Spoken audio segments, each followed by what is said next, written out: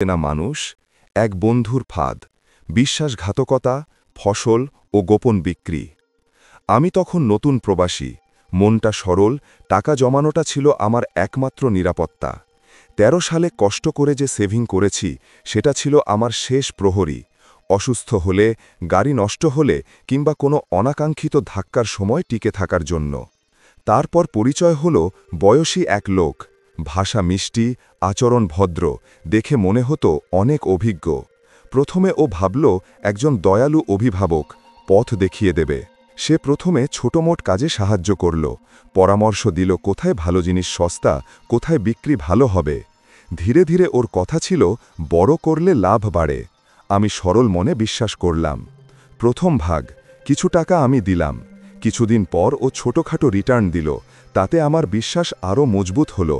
পরে ও বলল, এবার বড় ইনভেস্ট করো, জমিটাই বীজ বপন করা হয়েছে, এটাই একবারে বড় আনা দেবে। কাগজ দেখালো, বীজ বপনের তারিখ, বাজারের কাগজ, চুক্তির নকল, সবই সাজিয়ে এনেছিল। আমার মনে হয়েছিল এটা বাস্তব। আমি আরও টাকা দিলাম, ব্যাংক টার্ন থেকে ক্রেডিট কার্ড, সব মিলিয়ে প্রায় বড় অঙ্ক জমে গেল। আমি তখনও ভাবতে পারিনি কিভাবে বিশ্বাসের ওপর আমি নিজের সুরক্ষা তুলে দিলাম। গোপন বিক্রির চিহ্ন প্রথম দেখা। কিছু সপ্তাহ পরে, যেখানে ও বলেছে ফসল জমেছে, ওর আচরণ অদ্ভুত হতে লাগল।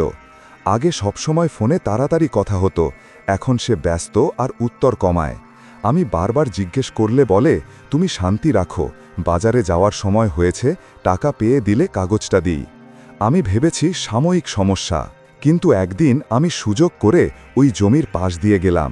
আমি দেখলাম কিছু লোক উধাও। ফসলের মাঠের ধারে এক লোক দাঁড়িয়েছিল, ওর চোখে অস্বস্তি। আমি তখনই সন্দেহ পেলাম। কাকে বললে, ভাই তুমি কিসের ফসল নিলি? সে মুখ টিপে বলল, কিছু না, সব ঠিক আছে। আমি জোর করে নাম্বার চাইলে সে ঘাবড়ে গেল। গোপন বিক্রি নিশ্চিত হবার ঘটনা। এর কিছুদিন পর অনাকাঙ্ক্ষিত খবর পেলাম। এক মধ্যমানের বিক্রেতা আমাকে ফোন করে জানালো, আপনার ফসল নাকি বেচে নিয়েছে সে, এবার সেগুলো বাজারে গেছে।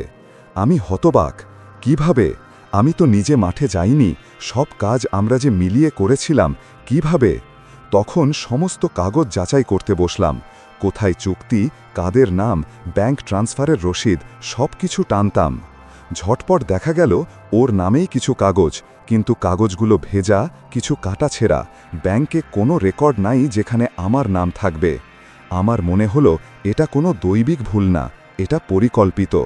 ওর ওই ফসল বেচে টাকা গোপনে তুলে নিয়েছে, কখনোই আমার কাছে পুরো হিসাব দেখাননি। প্রতারণার কৌশল, রূপকথার মতো মিষ্টি কথায় ফাঁদ। ওর কৌশলটা ছিল সাবলীল। প্রথমে কতটুকু রিটার্ন দেখিয়ে আপনার আস্থা গড়ায়, তারপর ক্রেডিট কার্ড দিয়ে বড় অঙ্ক চালাতে বলে, আর শেষ পর্যন্ত তোমাকে বিশ্বাস করে নির্ভরশীল করে ফেলে। ফসল বিক্রি করে সে পকেট ভর্তি করল, মার্কেটে রসিদ চুক্তি দেখালো, তারপর ওই টাকা নিজে হাতে তুলে নিল।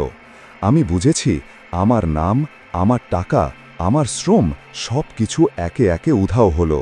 তুমি যখন মুখে খবর দেবার সাহস করো। আমি টেবিলের ওপর সমস্ত নথি, মেসেজ, কল লগ তুললাম। ওর সঙ্গে কথা বলার সময় আমি স্থির ছিলাম। কেন, কোথায়, কিভাবে? সে লজ্জায় মুখ চাপল। শুরুতে অজুহাত, পরে হুমকি। তোমার মতো ছেলে বুঝবে না, তুমি কি করেছ, তোমার কি প্রমাণ আছে? আমি নীরব থাকিনি। আমি বলেছিলাম, তুমি ফসল গোপনে বিক্রি করেছ, টাকা নিয়েছ, এই কাজের জবাবদিহি থাকবে। তার চোখে মমতা ভান করেও আমি বুঝতাম ওর কথায় সত্য নেই। সময়ের ক্ষত বয়ে যাওয়া। তারপর থেকে আমাদের দূরত্ব বেড়েছিল। আমি আর তার ফোন উত্তর দিইনি, ওর অনুরোধগুলো উপেক্ষা করলাম।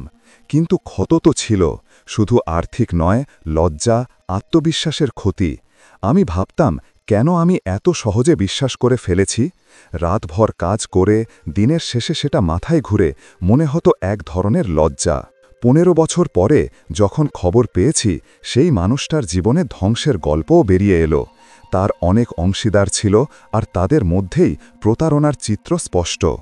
আমি যখন তখনও ভাবি, যদি আগেভাগে কাগজ প্রমাণ বা চুক্তি দেখতাম, হয়তো এভাবে ধরা পড়তাম না। তেবু ভিডিওটি ভালো লাগলে লাইক দিন, কমেন্ট করে আপনার মতামত জানান আর শেয়ার করুন। নতুন ভিডিও মিস না করতে সাবস্ক্রাইব করুন চ্যানেলটি এবং পাশে থাকা বেল আইকনটি অন করে রাখুন।